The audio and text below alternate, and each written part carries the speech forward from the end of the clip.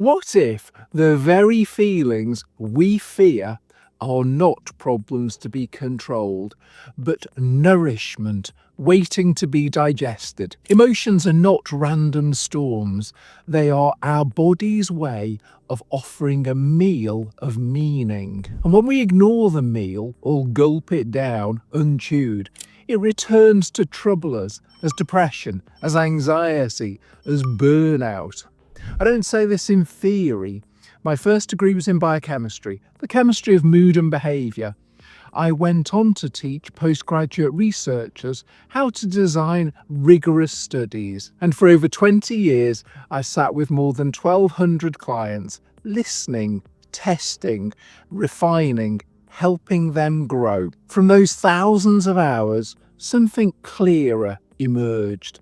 Psychiatric diagnoses, executive struggles, relationship breakdowns, not separate worlds, but one signal: capacities underdeveloped. That insight became the Lifelong Capacities Map. 12 metadomains, 48 specific competencies or skills, a framework that links over 1,000 DSM-5 symptoms and more than 160 psychiatric diagnoses with what we see in leadership coaching and what wisdom traditions have taught for centuries. Let's begin where so many difficulties begin: emotional capacity. When 1.1 self-regulation under stress is thin, our body runs the show. Panic surges, tempers flare, sleep deserts us. In the boardroom, impulsive decisions, broken trust, relationships under strain. When 1.2 adaptive emotional processing is fragile, feelings flood and overwhelm, or are suppressed so tightly they later erupt as depression or despair. This is where depression can harden, where trauma revisits, where anxiety tightens its grip. With low 1.3 emotional agility, we swing between hypervigilance and shutdown. Leaders freeze in uncertainty. Minds loop in obsessive spirals. And without 1.4 emotional resilience, every setback feels final. Hope thins, we burn out fast, and we withdraw faster. These are clinic problems, yes, and they're conference room problems, kitchen table problems, midnight problems.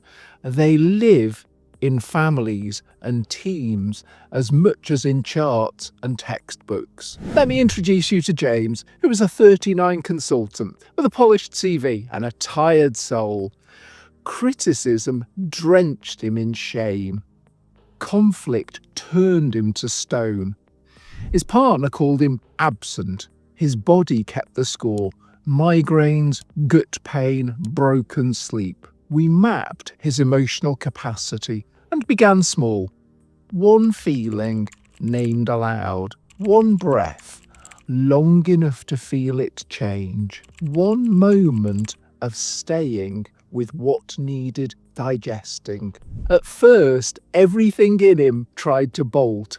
Then slowly, he learned to hold an emotion without drowning, to let it move through him and become information instead of threat. With practice, collapse found its counterweight, resilience, and something else opened. As his emotional capacity strengthened, relational capacity awakened. 4.1. Empathic attunement, hearing his partner without defending. 4.2. Relational repair and conflict navigation, saying what's true without rupture. At work, they called him steadier, clearer, more trustworthy. At home, they called him present. This is a developmental cascade, one capacity maturing, another becoming available. A system relearning how to thrive. Our emotions arrive like food set before us. If we chew and digest them, they become energy, wisdom, vitality. If we leave them untouched, we starve for what they would have given. If we swallow them whole, they sit heavy inside, undigested, unsettling, unkind to our body. Emotional digestion is not indulgence, it is survival, it is leadership, it is love. As our emotional capacity matures, a different life becomes possible. Self-regulation under stress settles into calm authority. Processing brings clarity where chaos once lived.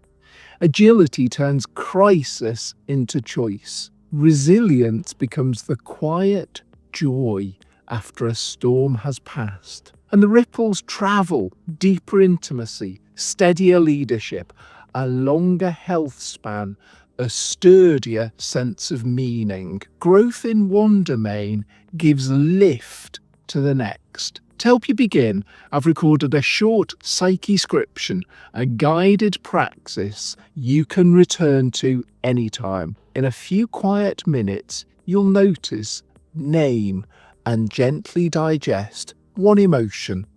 A daily dose of nourishment for your nervous system. If you'd like to take this further, there are 3 simple steps. First, download the free worksheet below and map your own emotional capacity. Second, read my book, Transform Your Life, the ultimate guide to self-mastery. The full Lifelong Capacities Map is laid out there with practical guidance. Third, if you're ready for focused personal work, schedule a one-to-one session with me. The link's in the description. You are not broken. You are being called to grow. Emotional flooding and emotional suppression are signals, not verdicts.